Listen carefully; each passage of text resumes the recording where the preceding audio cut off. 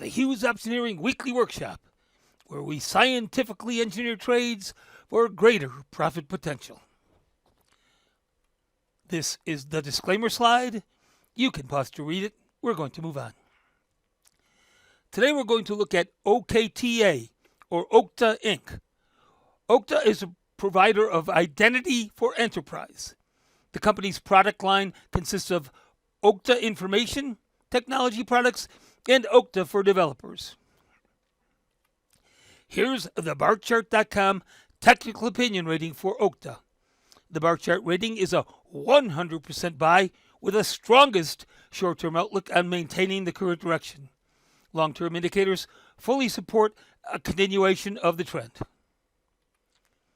According to Prime Trade Select rules, a stock is in a bull trend on a monthly basis if the stock price is above the 10-period or 10-month simple moving average. The monthly chart shows that Okta is above the moving average line, so the monthly trend in Okta is up. Now we're going to look at the daily chart. A stock is in a bull trend on a daily basis if the 50-period or 50-day exponential moving average is above the 100-day exponential moving average. The blue line is the 50-day EMA line, and the green line is the 100-day EMA line. The blue line crossed back above the green line in December, so the daily trend in Okta is up. Next, we're going to look at a daily chart that displays the Keltner channel. As a rule, we don't want to buy calls if the stock price is above the upper Keltner channel line. Anywhere inside the Keltner channel or even below the Keltner channel is fine. Okta is below the upper Keltner channel line, so Okta is inside the buy zone. Since the trend is up, we want to buy a call. Okta has plenty of option chains to choose from. We're going to use the March 15 option chain. Right now, the March 15 options have 34 days to expiration. Whoops. Sorry about that. Here's the Okta option chain for March 15. Okta closed at 87.85 on Friday. That means any calls on the list from 35 to 87.5 are in the money. Let's take a look at the profit potential for purchasing the 87.5 strike call, which is the closest strike to the current price of the stock.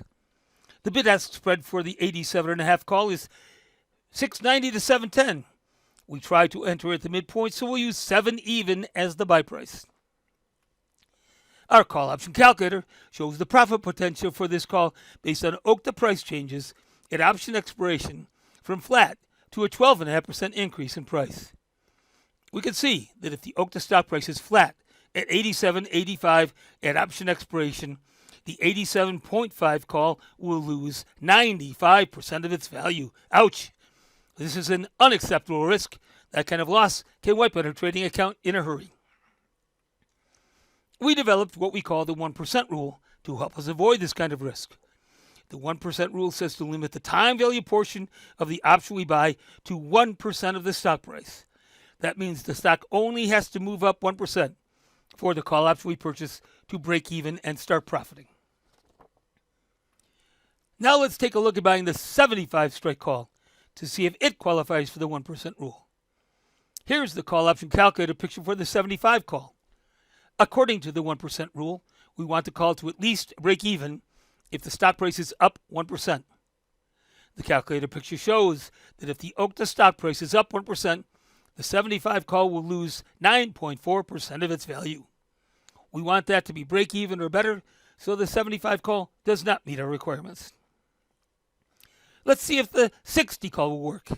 The bid-ask spread for the 60 call is 26.90 to 30.10. We try to enter at the midpoint, so we'll use 28.50 as the buy price. The 60 call works. If the Okta stock price is up 1%, the 60 call will make a 0.8% or $23 profit. That's better than break even, so the 60 call is the one we'll buy. The call option purchase calculator also shows that if the Okta stock price increases by 2.5%, the 60 call will make a 5.4% or $155 profit. If the Okta stock price increases by 5%, the 60 call will make a 13.1% or $374 profit. If the Okta stock price increases by 7.5%. The 60 call will make a 20.8% or $594 profit. The 10% and 12.5% numbers are also displayed. You can see that the profits get better and better.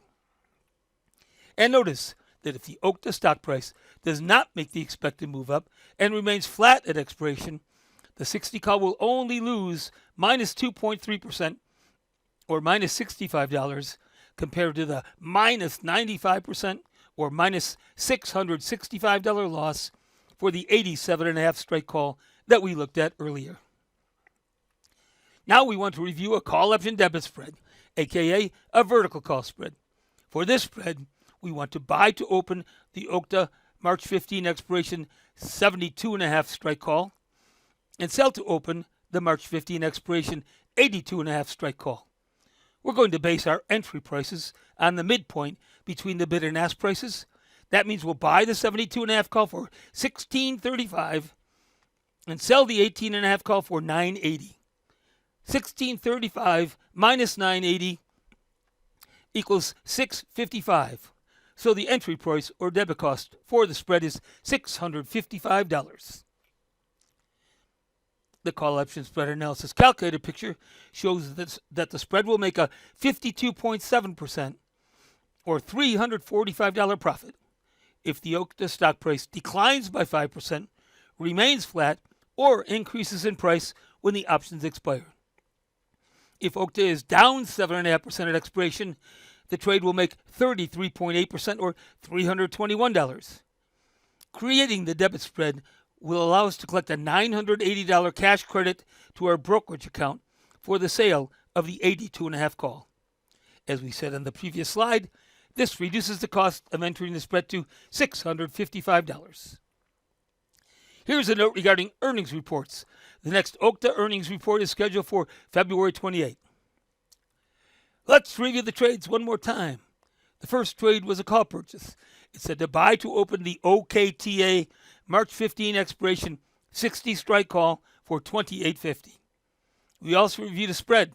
The spread said to buy to open the OKTA March 15 72.5 strike call and sell to open the March 15 82.5 strike call at a debit of $655.